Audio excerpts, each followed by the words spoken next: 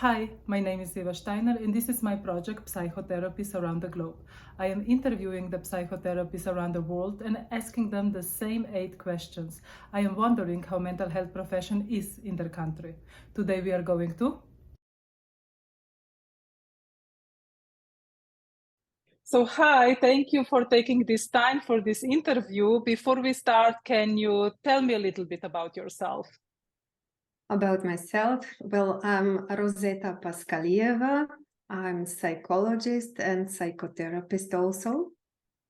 I am a PhD in social science. I work as a psychologist in a hospital and a psychotherapist in my private office.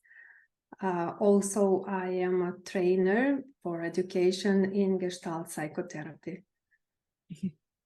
Okay, so let's start with the first question. Can you tell me a little bit about your culture? What is some holiday or tradition that your country celebrates? And if your culture would be an emotion, what emotion would it be? Well, about my country, I can say that Macedonian people are having a strong national psyche. Many of them are taking seriously their citizenship very seriously. Many also have deep pride on the local level, maintaining strong connections to their original identity. Mostly I can say about Macedonians that they're warm, generous, and hospitable people. Emotion probably will be love or warmth connected with that. About some holidays, if I can say, I'd say international holiday, it's New Year. But the others are mostly connected with religion or with some national pride, let's say. We got freedom from the Ottoman Empire. There is an interesting holiday that I don't know if there is anywhere in the world, but here we are having a holiday. It is a holiday of forgiveness. On that day, it is one day in the year when everybody that is in the world or it's not talking for a long time, then there will be a day when we expect from one or the other to make a move and to make peace and start talking and deal with whatever was the cause of the problem. Wow, how does this look like in practice? Like a tradition, usually in the past, always on that day, younger children or they're going to grandparents and asking for forgiveness from them if they have made any mistake during the last year. The child is going to his parents, and their parents are going to their parents to ask for forgiveness if they had make any mistake.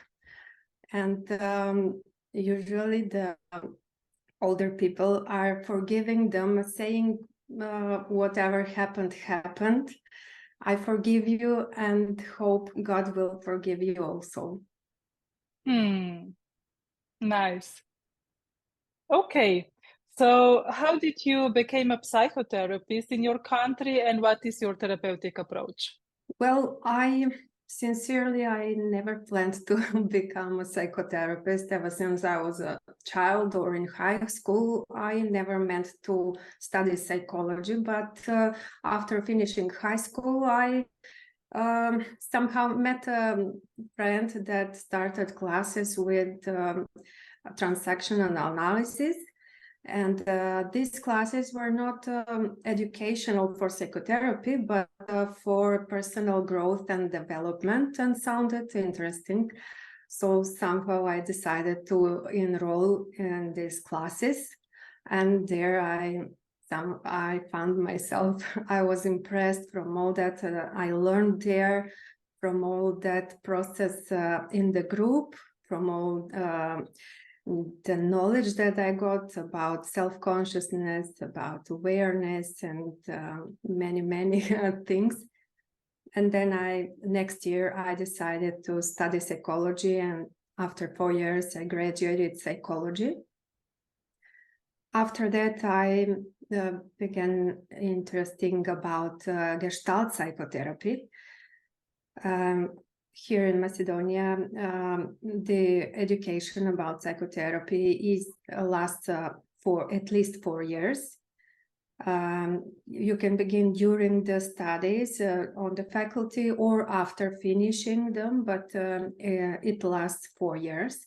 So after finishing the studies, when I graduated on faculty of psychology, I began with Gestalt psychotherapy, and after 4 years I became Gestalt psychotherapist certified from the European Association of Gestalt Therapy. And in general, do you need to be a psychologist and only then you can become a psychotherapist in Macedonia? No, it is recommended to have psychology, but you can also be with the faculty of social science, pedagogy, or some similar science that are near the psychology, medicine also. Okay. And can you go, and after psychology, after you finish psychology, in psychological field, which directions can you take? Here, it's only faculty of psychology, and after that, you can choose if you want to have some specialization or master degree. But for psychotherapy, still there is no law that is regulating this area, and it is still as informal education. There are many trainers of Gestalt psychotherapy, or psychodrama, transactional analysis, or cognitive behavior, but that is not regulated with the law. So we are now respecting the criteria from the European Association. But always there is a space that maybe somebody doesn't have to finish all that education and can finish some sort of weekend program or a month or two and feel like a therapist, and he can begin with working something like psychotherapy. Still that is not regulated, even though these educations of psychotherapy are lasting in Macedonia more than 20 years. And now me and my colleagues are making efforts now to regulate that, but it's a little bit hard because there is a big procedure, and I hope that will be solved soon. Yeah. And can psychologists with this 4-year bachelor become a psychotherapist without psychotherapeutic education? No. Regularly with these regulations from the European Association, no, you cannot be a psychotherapist. Okay. How society looks upon psychotherapy or any psychological help? Well, as a society, I can say in the past, there was a time when many people were mixing psychologists, psychotherapists, and psychiatrists, and they thought that is all the same. So if you're going on some stuff like that, then probably you have a serious problem with your physical or mental health, and that is not irreversible, and that is scary, and that is big. But slowly very slowly, but we are moving in a progress that we are informing people that they can have a lot of benefit from going on psychotherapy sessions, that there is a difference between psychologists and psychotherapists and psychiatrists, that we as psychotherapists don't give any medications. We are working only with talking and psychotherapeutic exercises and techniques. How is this informing happening, or how is this slowly progress happening? What did you notice? What is helping to bring more awareness to psychotherapy field? Well, there are many people that got courage to come and see that that is very good for their mental health, that it is easier to cope with the problems if you talk with somebody, and or especially if that somebody is a psychotherapist that can lead you through this process of solving some issues, some problems, some stuff that you cannot deal by yourself when you don't have support from the family or environment where you live. That is easier, and it is like taking care for yourself and for your mental health. Somehow we everybody me and my colleagues are informing them, talking about it on the television, on in the newspapers, on social media, and talking about what they can gain from all that sessions that they will visit. And slowly, I can say, but they realize that it's not scary, and it should be normal, like going on a doctor when you have a headache or stomachache or high blood pressure. It should be normal to go psychotherapy, like when you have physical pain, to have psychotherapy if you have emotional pain. Fourth question: what is your society teaching about parent-child relationship, and whether these values of society also affect how you design your interventions? Well, in Macedonia, usually now we are accepting this modern society, this socialization, and this kind of fast living, and not being too much at home with parents, or I'm talking about adults, let's say. But that relationship is slowly changing.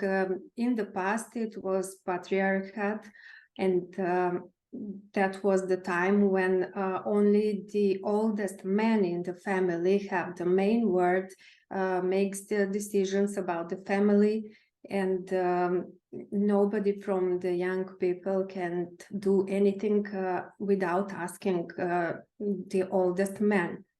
Women didn't have many rights, not as mothers, not as women in the society, but slowly that is changing, and now we have some mixture. There are still like these traditional families living together, grandparents, parents, and children in the same space.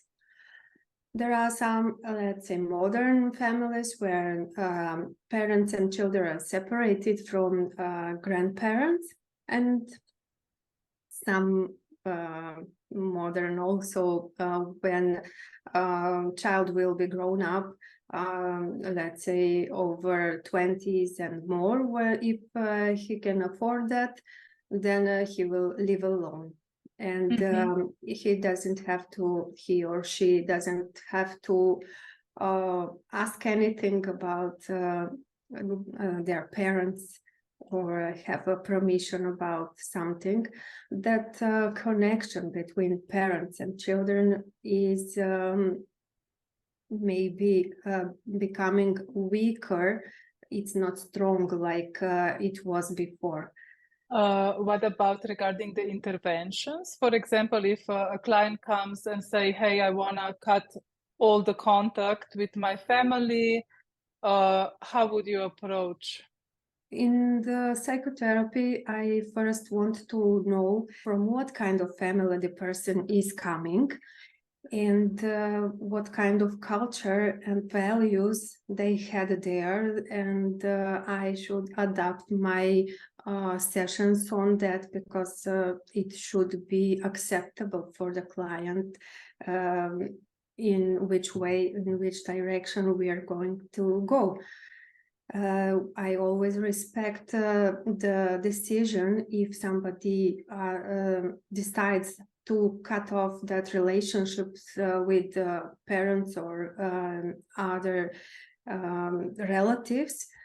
But I am talking always like maybe that is good as short-term solution, but not as a long-term solution. Maybe that solution will be okay now, but in the long term, let's see what the client is going to get and what is going to lose. Yeah. Okay. What are the learned beliefs regarding client-therapist relationship?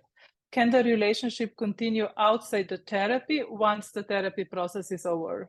Personally, I don't recommend mixing psychotherapy and friendship because it is always, if the sessions are over, probably for me it's okay to separate, and if there is any need we can contact, but as friends not so much, because there will be a space where the client, the future friend, let's say, will feel uncomfortable with me because I know it's secrets or some stuff they don't talk about with their familiar people. Or it can lead sometimes to expectations that because now we are friends, they can come and talk, and they don't have to pay about it. It should be separated, I guess, because of these expectations. Okay. Are there any institutions where the client can turn to report maybe therapeutic abuse? Unfortunately, there is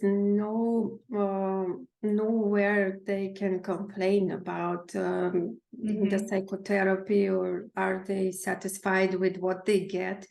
But we have a law for psychology, to work as psychologist, to study psychology and all that is regulated.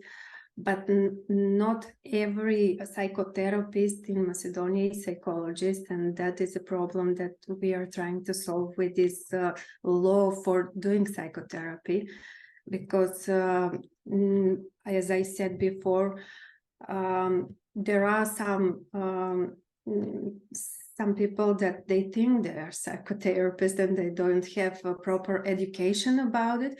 But there are people also that they have proper education and certificates and all that, but sometimes from personal reasons, they can act somehow that is not good for the client, and the client cannot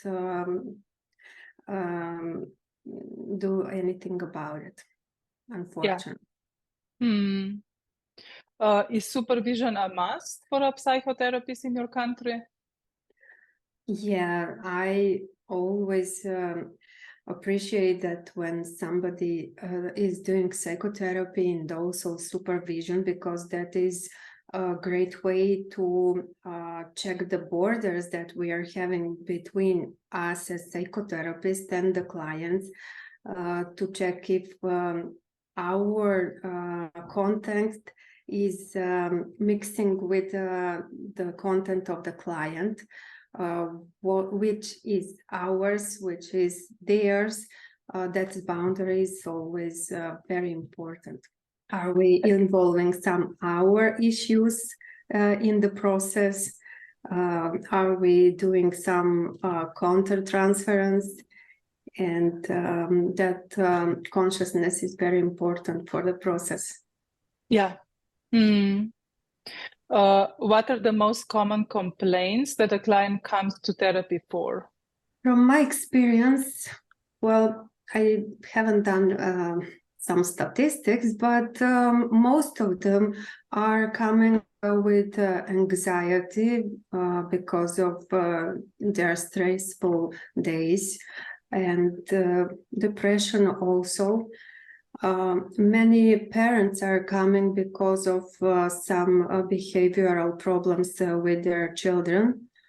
Maybe they're the most, if I can say, because somehow parents, when there is a problem in the family, they don't go to counseling or psychotherapy there if there is no symptom in the child. If the child shows some symptom as fear from the wind or fear from something else that is irrational, that is not real, or some psychosomatic disease, the more serious diseases or the symptom, then the parents are more motivated to come and to do something about it. If there is such a strong symptom, they will do nothing. When they will come with the child, I always want to see the family situation, how they are reacting, how the child is reacting to their mother or father, and how they're sitting. It's all saying how they're functioning as a family and where the problem is. During the first interview, I always talk with the child and to see if everything is okay. Is it really a symptom, or it is something going on, something happened seriously and as a trauma or whatever. If it is a symptom as that is showing that something in the family is not functioning well, then I suggest to parents to come on the next session alone. They are prepared to accept their responsibility for all that is happening. Maybe they will come once and more. If they are not prepared to see that they have a responsibility about the situation, probably they are not going to come, and they will search for another psychotherapist, because many of them have a sort of a view of psychotherapy as a doctor. You go to a doctor, they give you a pill for the child because of its throat or headache, whatever, and the child will be good. And they have nothing to do about it. They don't have any connection with it. But in psychotherapy, it's not like that. We are talking about self-awareness, about the role of parent, about the connection between parents, about connection between mother and father, about connection between father and the child and mother and the child. All that is creating that situation where the symptom is beginning. So if they're prepared to change something, to view what are they doing, so the symptom is in front of them, they will solve that. But if they are not prepared, it will be very hard. They will find someone else to blame about it. Yeah. I am wondering, for the emotion, you said that it's love, warmth, I am wondering if you notice this also within your clients, so self-love, self-compassion. Well, usually I work with them to become aware of their worth, of what they are capable of, what they have inside them, to see that, because most of them are just seeing what others were telling about them. And when they meet that, when they realize what they have, then they begin to love themselves, to respect more, to become more brave, to decide something, to make changes. But it's a process. Somebody lives long, let's say 20, 30 years with negative emotions about itself. It's hard immediately to do a change. It takes time to realize and to make some new habits, some new vision about ourselves. Yeah. The last question, if you would share one tool, belief, or approach that is a must-have for you as a psychotherapist, what would that be? Well, in Gestalt psychotherapy, the most important thing is to be here and now. And I am motivating my clients to become aware of what they are here and now, to take less energy for something what happened in the past, because that is just used energy for something that cannot change. The past is something that happened, and we can think about it days and days, but we cannot change anything, and that is used energy, but for nothing. And also to not to use the energy about the future, about anxiety, what will happen, about uncertainty of the future, about thinking what might happen. That is also losing energy and not having it here and now.